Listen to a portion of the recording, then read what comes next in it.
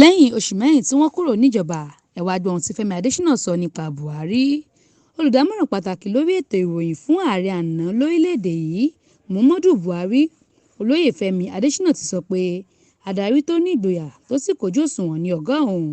Ó ní lóòótọ́ ọ̀pọ̀ ọmọ orílẹ̀‐èdè yìí ló máa ń fi ojú ọ̀tọ̀ọ̀tọ̀ wo Buhari, ṣùgbọ́n ẹni tó bá láǹfààní láti súnmọ́ yóò mọ̀ pé ẹni tó máa ń gba ìmọ̀ràn kó tó ṣe ohunkóhun ni. Níbi ètò kan tí ẹgbẹ́ àwọn oníròyìn tí wọ́n ti fẹ̀yìntì lẹ́nu iṣẹ́ veteran journalist nípínlẹ̀ Ọ̀ṣun ṣàgbékalẹ̀ rẹ̀, eléyìí tó wáyé nílùú Òṣogbo láìpẹ́ yìí, ni Adeṣina ti sọ̀rọ̀ yìí. Ní ti owó náírà tuntun tí báǹkì àpapọ̀ ilé wa kó jáde níbẹ̀rẹ̀ ọdún yìí, Adeṣina ṣàlàyé pé bí ìgbésẹ̀ náà ṣe mú ìnira bá àwọn aráàlú náà ló ní oore tó ṣe.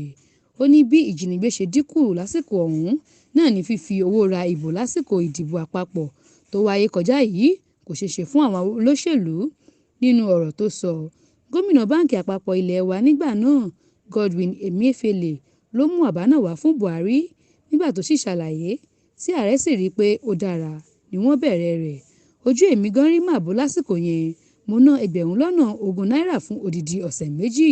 Kódà gáàsì ìdáná wa tán lọ́jọ́ kan, ọmọkùnrin tó ń gbé ilé wa ló yá mi lówó lọ́jọ́ náà.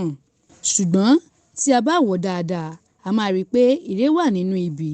Ní gbogbo àsìkò yẹn kò sí àkọsílẹ̀ ajínigbé níbi kankan nítorí àwọn ajínigbé gan mọ̀ pé kò sí owó tí àwọn yóò gbà. Bákan náà la ṣe ètò ìdìbò tó gbóúnjẹ fẹ́gbẹ́ gbà wò bọ̀ nínú ìtàn orílẹ̀-èdè yìí.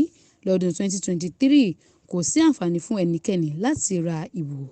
Odidi gómìnà 9 ni wọ́n gbèrò láti lọ sí ilé ìgbìmọ̀ aṣòfin àpapọ̀ orílẹ̀-èdè yìí nígbà yẹn, ṣùgbọ́n tí wọn kò rí owó fọ́n káàkiri. Adeṣina fi kún ọ̀rọ̀ rẹ̀ pé fún odidi ọdún 8 tí òun ń lò làwọn kan fi ṣi òun gbọ́. Ó ní bí òun bá ti sọ nǹkan ẹyọ kan ni wọn yóò sọ pé 12 lòun sọ, ṣùgbọ́n òun dúpẹ́ lọ́wọ́ Ọlọ́run fún àṣeyọrí ọdún 8 náà. Mariam Ọláníyì ló ń jábọ̀ ìròyìn fún Etí Ọba TV.